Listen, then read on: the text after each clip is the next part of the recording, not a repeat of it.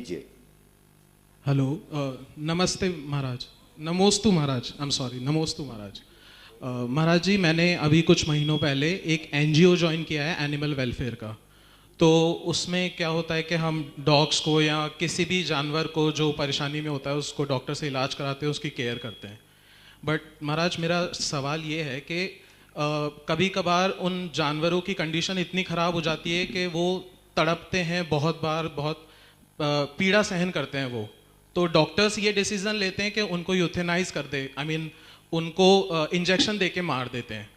तो महाराज, ये निश्चय से और व्यवहार से सही है या गलत है? आप ज़रा शंका का समाधान कीजिए। जैन आगम इसकी सहमति नहीं देता, क्योंकि मारने के लिए उसकी सहमति नहीं देता। क्योंकि यदि कोई व्यक्ति को अंदर से वेदना है, पीड़ा है, यदि हम उसका मुंह बंद कर दें तो क्या उसकी पीड़ा कम हो गई? क्या हम उसको बेहोश कर देंगे तो क्या अंदर की पीड़ा कम हो गई? अब इतना जरूर है कि अभी पहले हमें पीड़ा देखने में आ रही थी, अब वो देखने में नहीं आ रही है। तो ये मत समझना कि तुमने अच्छा किया। इसी बात को लेकर गांधी जी और रायचंद जी का संवाद हुआ था। पोरबंदर के अंदर गांधी जी, एक कुत्ता था, बहुत परेशान था, बहुत उसके शरीर में कीड़े पड़ रहे थे। गांधी जी ने बुला करके इंजेक्शन देना चाहा पॉइजन का। इतने में रायचंद जी पहुंच गए घूमते हुए। बोले, गांधी जी क्या कर रहे हो? बोले, इस कुत्ते का उद्धार कर रहा हूँ, ये बहुत तकलीफ में है, मैं पॉइजन का इंजेक्शन लगा दी जिससे शांति से मर जाएगा। गांधी जी ने, रायचंद जी ने बोले, जैन थे रायचंद जी, उन्होंने कहा, गांधी जी क्या कुत्ते से पूछा कि वो मरना चाहता है कि नहीं? बोले, ऐसी वेदना में कौन नहीं मरना चाहेगा? आप कुत्ते से पूछा, आप बोल रहे हो? बोले, कुत्ता बोलता है क्या? कैसी बात करते हो रायचंद जी? बोले, कुत्ता बोलता है, हम जैनी लोग कुत्ता की भाषा जानते हैं। गांधी जी ने कहा कि आप जानते तो पूछो कुत्ते से क्या करता है, कुत्ता मरना चाहता है कि नहीं? रायचंद जी कहा, मैं पूछ लूंगा। सारे लोग, भीड़ इकट्ठी हुई। रायचंद जी इतना बड़ा पत्थर उठा के ले गए और कुत्ते के सामने जाकर यूं किया पटकने के लिए, और जैसे ही कुत्ते के सामने पत्थर पटक लगे, कुत्ता के उठते नहीं बन रहा था और वो पे पे कर भाग गया।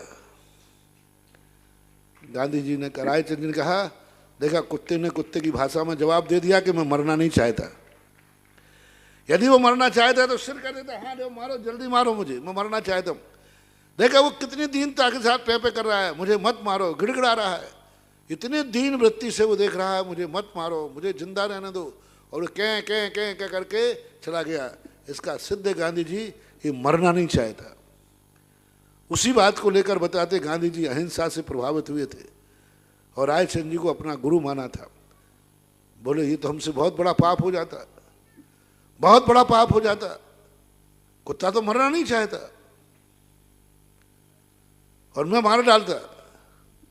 इसलिए कोई भी जानवर मरना नहीं चाहता। हम कैसे उसको मारने के उसमें हैं? उसको तकलीफ हो रही है, बाकायदा है, क्या तुम्हारे मारने से उसकी तकलीफ कम हो जाएगी? मर करके उसको तकलीफ दूसरे भाव में भोगना पड़ेगी, वहां जाकर भोगेगा। बस आपके नजरअंदाज हो गया तो आप समझ गए कि संसार सुखी है, और आपके कानों में आवाज आ रही तो समझ गए संसार दुखी है।